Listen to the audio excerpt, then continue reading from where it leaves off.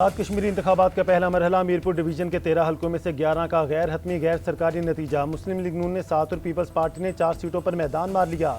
L1 Dadiyal से नून league के Azhar Sadiq, L4 से लीगी उम्मीदवार चौधरी रुखसार अहमद ने कामयाबी समेटी। L7 भीमबर से नून लीग के चौधरी तारिक फारूक, L9 कोटली से इंजीनियर उमैर नईम फातेह करार, L11 कोटली से लीगी उम्मीदवार मोहम्मद आसिफ और L13 कोटली से राजा याज अहमद सीट ले उड़े। L2 मीरपुर चकसवारी से जाला उम्मीदवार कासिम मजीद, L3 मीरपुर सिटी से पीपल्स पार्टी के यासिर सुल्तान ने फतह समेटी। L8 की नशिस्त पीपल्स पार्टी के जफर इकबार और L10 से पीपल्स पार्टी के चौधरी यासीन जीत गए।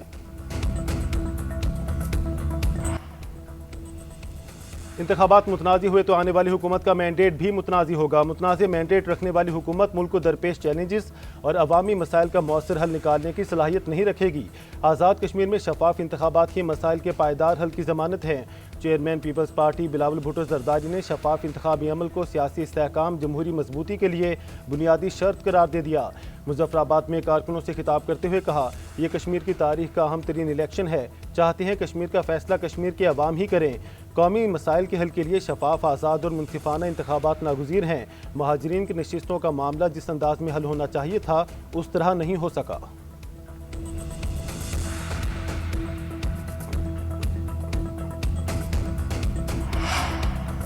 नून लीग पहले मरहले में सादा अक्सरियत हासिल कर लेगी। राना सनाउल्लाह ने पहले मरहले में 13 में से 8 या 9 सीटें जीतने का दावा कर दिया। वज़ीर आज़म के सियासी मुशीर कहते हैं, मैंने कभी नहीं कहा 11 सीटें हमारी जेब में हैं, ये ज़रूर कहा है हम 11 सीटों पर जीतने की कोशिश करेंगे। बिलावल भुट्टो ने मेरी बात को सियाको सबाक से हट कर लिया। इलेक्शन का फैसला अवाम ने करना है जो नून लीग को कबूल होगा। उम्मीद करते हैं इलेक्शन का फैसला पीपल्स पार्टी भी कबूल करेगी। पीपल्स पार्टी का कोटली आज़ाद कश्मीर में नून लीग के उम्मीदवार पर जाली वोट डालने का इल्ज़ाम। नून लीग और आज़ाद कश्मीर इलेक्शन कमीशन पर खुलकर तनकीद। नदीम अफजल चंद ने प्रेस कॉन्फ्रेंस में कहा कि अगर इन्हें पता होता कि वो जीत रहे हैं तो ये हथकंडे इस्तेमाल ना करते। उन्होंने कश्मीर की गंदुम बंद कर दी।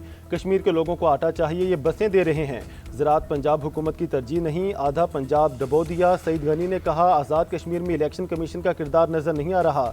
वज़ीर आला पंजाब और वज़रा आज़ाद कश्मीर जाकर ऐलानात कर रहे हैं। अच्छा होता बसें इंतखाबी मुहिम से पहले दे दी जाती। आज़ाद कश्मीर में गोलियां चल रही हैं, हमारे कारकुन शहीद हो रहे हैं। सिंध के सीनियर वजीर शर्जील मेमन बोले, ज़बरदस्ती और धौंस से नून लीग को कश्मीर में इलेक्शन चोरी करने नहीं देंगे। ये 2014 की तरह कश्मीर में खैरात का मैंडेट हासिल करना चाहते हैं। खैराती मैंडेट वाली और फार्म 47 की पैदावार नून लीग कश्मीर में माहौल ख़राब कर रही है। पीपल्स पार्टी को पंजाब की तरक्की से डर लगता है, इतना वक्त नहीं कि मुखालफिन की बातों का जवाब दूं। वज़ीर इत्तलात पंजाब अज़मा बुखारी की लाहौर में प्रेस कॉन्फ्रेंस। कहा, नवाज शरीफ के बयान का मकसद कश्मीर के सरबराह की सरपरस्ती करना था। नवाज शरीफ तो वज़ीर आज़म के भी वज़ीर आज़म हैं, वो तो कश्मीरी हैं। कश्मीर बसें भेजने से पहले तमाम रूल्स एंड रेगुलेशन पर अमल दरामद किया गया। सूबाई वज़ीर तालीम राना सिकंदर हयात बोले, पंजाब की तरक्की पर तनकीद करने वाले अपने सूबे पर तवज्जो दें। कराची में 15 साल हो गए, इनसे एक सड़क नहीं बन पा रही। कश्मीर में जितनी भी तरक्की हुई है वो नवाज शरीफ के दौर में हुई है। आज़ाद कश्मीर इंतखाबात के पहले मरहले के दौरान कोटली किला के नकियाल में फायरिंग, एक शख्स जाँ बहक, 3 अफराद जख्मी हो गए। L9 से PP उम्मीदवार जावेद के मुताबिक फायरिंग से जाला कारकुन मुख्तियार जाँ बहक हुआ। आज़ाद कश्मीर के इलाके भिम्बर में दरबार बाबा शादी शहीद के पोलिंग स्टेशन पर हंगामा आराई हुई। DRO के मुताबिक शरपसंदों ने पोलिंग बूथ छीन कर आग लगा दी। बैलेट बॉक्स में 232 वोट थे। शरपसंदों के खिलाफ कानूनी कार्रवाई होगी। हल्के L6 के 3 पोलिंग स्टेशन पर लड़ाई झगड़े के वाकयात हुए, पोलिंग रोक दी गई। पुलिस का कहना है मुसल्लह अफराद ने हमले से बैलेट बॉक्स छीनने की कोशिश की। आज़ाद कश्मीर इलेक्शन के पहले मरहले में तमाम सियासी जमातों ने बढ़ चढ़कर हिस्सा लिया। Chief election commissioner Azad Kashmir गुलाम मुस्तफ़ा की प्रेस कॉन्फ्रेंस। कहा, समाहनी में पोलिंग के दौरान मुदाखलत करने पर एक शख्स को गिरफ्तार किया। इलेक्शन के दौरान 1-2 वाकयात हो जाते हैं, सियासी जमातें वाकयात को बढ़ा चढ़ा कर पेश करती हैं।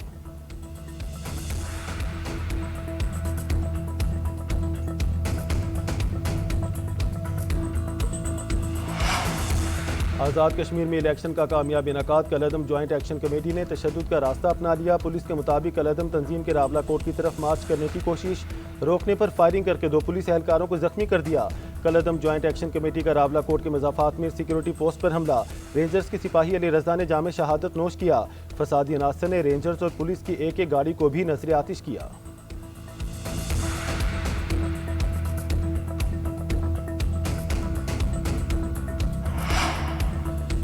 ईरान को खरीदा नहीं जा सकता, इसे शिकस्त देना पड़ती है, हम उसे बुरी तरह से शिकस्त दे रहे हैं। अमरीकी सदर ट्रंप का मिशिगन में खिताब, कहा अमरीका ने ईरान की बहरिया फ़िज़ाई अस्करी क़यादत और फ़िज़ाई दिफाई निज़ाम तबाह कर दिया, ड्रोन और मिसाइल बनाने की ज़्यादातर सलाहियत भी ख़त्म कर दी। ईरान अब हमारे साथ माहदे की बात कर रहा है, हम सख्त कार्रवाई न करते तो मुज़ाकरात की नौबत ही न आती। इस वक्त तेहरान के साथ इंतहाई खुशगवार मुज़ाकरात जारी हैं, देखते हैं अंजाम क्या होता है। ईरान की मुस्तकबिल में किसी भी हमले पर मज़ीद शिद्दत से जवाब देने की वार्निंग, आपने हुर्मुज़ में मज़ीद 6 जहाज़ों को रोकने का भी दावा कर दिया। ईरानी वज़ीर ख़ारजा के तर्जुमान इस्माइल बकाई ने कहा कि ईरान पर बिला इश्तियाल हमले के बाद अमरीका मुश्किलात और उलझन का शिकार है।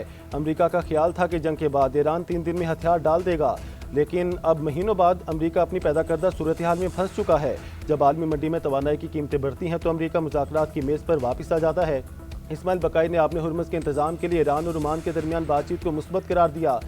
उर्दन का इसराइल के सरहदी इलाके में 2 ड्रोन मार गिराने का दावा, ड्रोन्स किसकी जानिब से भेजे गए इस बारे में आगाह नहीं किया गया।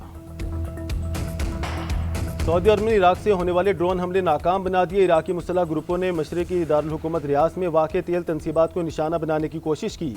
सऊदी वज़ारत दिफा के मुताबिक हमले ईरान से वाबस्ता मलेशिया ने किए, अपने दिफा का मुकम्मल हक रखते हैं। इराकी वज़ीर आज़म का सिक्योरिटी हुकाम को इराकी सरजमीन से सऊदी अरब पर होने वाले ड्रोन हमलों से मुतालिक तहकीकात का हुक्म। आलमी मंडी में खाम तेल की कीमतों में मुसलसल कमी, बरतानवी खाम तेल $7.97 फ़ी बैरल सस्ता, कीमत $88.81 हो गई। अमरीकी खाम तेल की कीमत में भी $6.61 फ़ी बैरल कमी, $82.70 फ़ी बैरल में फ़रोख्त। बर्बन क्रूड $12.2 कमी से $84.85 फ़ी बैरल पर आ गया। हुकूमत का पेट्रोलियम मसनूआत की कीमतों में एक रोज़ के लिए फिर रद्दोबदल, डीजल ₹3.37 महंगा, पेट्रोल की कीमत में ₹1 फ़ी लीटर कमी, डीजल की नई कीमत ₹386.83 फ़ी लीटर हो गई, पेट्रोल ₹334.18 फ़ी लीटर मिलेगा। नोटिफिकेशन जारी, नई कीमतों का इतलाक 28 जुलाई के लिए किया गया। वज़ीर आज़म शहबाज शरीफ से चीन के पाकिस्तान में सफ़ीर जांग जाई डोंग की मुलाकात, मशरिक़ वुस्ता और जनूबी एशिया समेत खित्ते की मजमूई सूरत हाल पर तबादला ख्याल। शहबाज शरीफ ने कहा, दोनों ममालिक की क़यादत के दरमियान तय पाने वाले फैसलों और मुआहदों पर अमल दरामद के लिए ताउन जारी रखेंगे। चीनी सफ़ीर ने कहा, चीन पाकिस्तान को अपना आयरन ब्रदर समझता है। Chief of defence forces field marshal Syed Asim Munir से अमरीकी अरकान कांग्रेस की मुलाकात, पाक अमरीका दिफाई ताउन, इलाकाई सलामती पर तबादला ख्याल, पाक अमरीका तिजारत, निजी शोबे की शराकत दारी, इक़्तिसादी ताउन बढ़ाने पर इतफाक़। फील्ड मार्शल ने कहा, पायदार इलाकाई इस्तेहकाम के निसार मुआशी तरक्की, तिजारत और राब्ताकारी पर है। अमरीकी वफ़द ने खिते में अमन इस्तेहकाम के लिए पाकिस्तान के किरदार को सराहा। वफ़द ने दो तरफ़ा ताल्लुकात मज़ीद मजबूत बनाने के अज़म का इज़हार किया। मुलाकात में पाक अमरीका ताल्लुकात को नई जहत देने के इम्कानात पर भी गुफ्तगू। फील्ड मार्शल आसिम मुनीर से commander national strategic command general Syed Amir Raza की भी मुलाकात। जनरल सैयद आमिर रज़ा को नई जिम्मेदारियां संभालने पर मुबारकबाद दी। मुलाकात में कौमी सलामती, पेशावराना अमूर पर भी बातचीत की गई। ISPR के मुताबिक जनरल सैयद आमिर रज़ा को गार्ड ऑफ ऑनर पेश किया गया। आइंदा 1.5 माह के लिए शरह सूद 11.5% पर बरकरार। स्टेट बैंक ने नई मॉनेटरी पॉलिसी का ऐलान कर दिया। गवर्नर स्टेट बैंक जमील अहमद का कहना है, महंगाई का पिछले सालों में ट्रेंड नीचे की तरफ था। जुलाई से फरवरी तक औसतन महंगाई 5.5% थी। माली साल 2026-27 में करंट अकाउंट खसारा GDP के तनासुब से 0 से 1% रहेगा। आलमी हालात के बावजूद भी ये अंदाज़ा बरकरार है। माली साल 2027 में हुकूमती कोशिशों से एक्सपोर्ट्स बेहतर होंगी। 27 अप्रैल से पॉलिसी रेट 11.5% पर बरकरार है। दरिया चनाब में पानी की सतह मुसलसल बुलंद होने लगी। तहसील जलालपुर पीरवाला में जमींदारा बंद टूट गया, 5 बस्तियां ज़ेर-ए-आब। दरिया के किनारे आबाद इलाकों से मकीनों की नकल मकानी। दरिया सिंध में पानी की सतह बढ़ने से बंद टूटने पर रहीम यार खान के 3 देहातों में पानी आ गया। खड़ी फसलें पानी में डूब गईं। शेखुपुरा में गाँव हडियारा वर्का समेत कई बस्तियाँ डूब गईं। फिरोजवाला के नाला भेद के बंद टूटने से कई देहात डूब गए। घरों में 8-8 फुट पानी जमा। सैलाबी रैली की जद में आकर शेखुपुरा लाहौर सेक्शन पर रेलवे ट्रैक पुल टूट गया। लाहौर फैसलाबाद सेक्शन पर मुतादिद ट्रेनें मनसूख हो गईं, कुछ का रूट तब्दील कर दिया गया। दरिया रावी में सिदनाई के मकाम पर दरमियानी दर्जे का सैलाब। दरिया सिंध में कालाबाग चश्मा और तौंसा और गुड्डू के मकाम पर निचले दर्जे का सैलाब है। दरिया चनाब में हेडखान की, कादराबाद और त्रिमू पर भी निचले दर्जे का सैलाब। पंजाब में खुली जगहों, नहरों, झीलों और तालाबों में नहाने पर पाबंदी आयद कर दी गई। दफ़ा 144 नाफिज।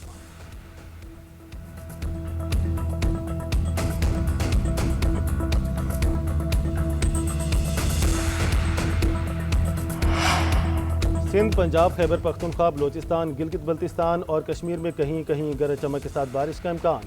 महकमे मौसमियात के मुताबिक सिंध के जिला थरपारकर में आज हल्की बारिश मुतवक्के है। अगले 3 रोज़ के दौरान कराची में बूंदाबांदी हो सकती है। खैबर पख्तूनख्वा के बालाई इजला में आइंदा 24 घंटों के दौरान, जबकि मैदानी इलाकों में 29 जुलाई से बारिशों का नया सिलसिला शुरू होने की पेशगोई। बलोचिस्तान के मुतादिद इलाकों में तेज़ हवाओं और गरज चमक के साथ बारिश का इम्कान है।